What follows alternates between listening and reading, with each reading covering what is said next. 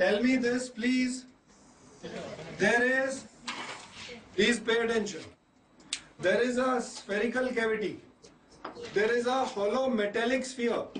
Don't write, just listen. There is a hollow, just listen. There is a hollow metal sphere and the mass of that is m and radius is r. It's a hollow metal sphere. Inside the sphere, there is water filled. Water, which is ideal. Inside, this is a hollow metallic sphere. This is an Anadoff problem and a simple problem. If you have understood the crux of the previous problem. This is a hollow metallic sphere. Mass and radius are welded to a massless rod. Welded to a massless rod. This rod is massless. Length L. In Anadoff, it might be length from center to center or maybe from here to here. I am giving you from here to here, boundary. And R is the radius. Now please see this. This rod is massless and rigid and welded to the metal. Inside the metal there is water. In the cavity of the metal there is water and the water mass is m0, suppose. Tell me, if I give it a small displacement and leave it, please tell me, net torque you will be able to find? Yes or no? Let's do that. Just guide me. I want to know from you on the spot. I do not want too much delay. So I am not giving you the liberty to do it. You have to tell me right now. Tell me one thing. If mass is here, what are the forces? One is m0 plus mg. Yes or no? Yes? Please answer. Yes, sir. And this is a rigid body welded to it. So should I take the force here or should I say that is an internal force? So now these are the two other forces on the hinge, Ny, Nx. Now tell me net torque about this hinge is how much due to external forces? Tell me. G into L plus R. M0 plus M into G. This is the force into perpendicular distance. What is the perpendicular distance? If this is d theta. L plus R. L plus R. Sin d theta. L plus R sin d theta. Correct. This is the net torque. Tell me, is the torque clockwise or anti-clockwise? Clockwise. It's trying to rotate it clockwise. And d theta was anti-clockwise. So are they restoring? Is the torque restoring? Is it linearly proportional? So the torque is linearly proportional and restoring in nature. Write it in words. Is it SHM?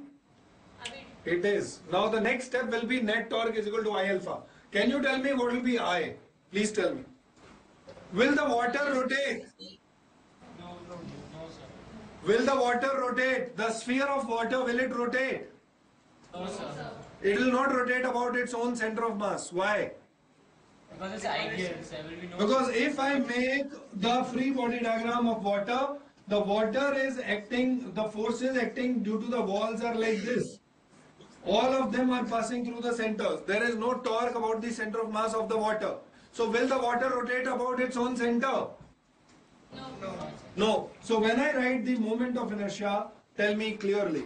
I will be about this axis due to the hollow.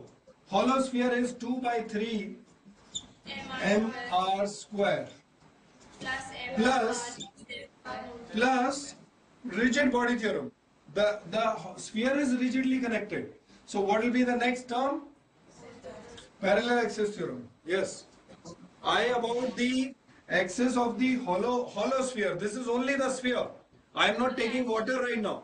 So for the sphere, I about this is 2 by 3 mr square plus ml plus r whole square. This is the moment of inertia of the sphere. Plus for water, tell me what it will be. M naught L plus R whole square. Should I write 2 by 5 mr square for water? You cannot be considering as Because water is not rotating about its own center. So it will just be moving in a circle of radius L and I'll treat it as a point mass and I'll write m naught L plus R whole square. That's it. This is equal to I alpha. And in the same question in Irodov, they have said, please pay attention. This is a key step. You have to understand, for water, we are not taking water moment of inertia about center of mass, because water is not rotating. This is the key step. Net torque is equal to I alpha, and put alpha is equal to omega square d theta, and you get time period. Now please pay attention. The second part is, if this water is frozen, please understand. If this water is frozen, so first thing is ice expands on freezing. Yes or no? So when this water is frozen, the ice actually gets fixed, rigidly welded to the sphere. Now if I want to write the same net or small oscillations के लिए time period, now what will I write?